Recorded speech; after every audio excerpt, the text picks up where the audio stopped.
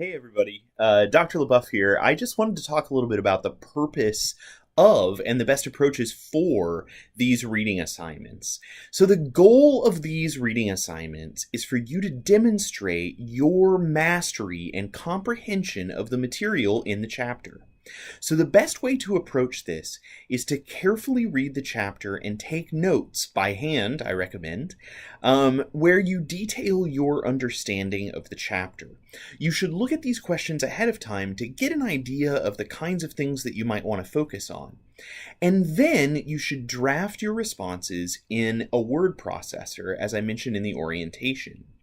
As you prepare that draft, you're going to be looking right at the textbook and looking at the text definitions of the material, and you are absolutely welcome to share quotes from the text to give your answer, and you should cite the text if you are drawing very directly from the wording that they use. But most of the time, I'm not asking you to regurgitate exactly what the text says. Instead, I'm asking you to demonstrate that you really understand that material by really processing it and expressing the answer to that question in your own words. If you feel like you need to use a few words from the text, that's fine. Do that and reference the text and say, hey, I got this from page X.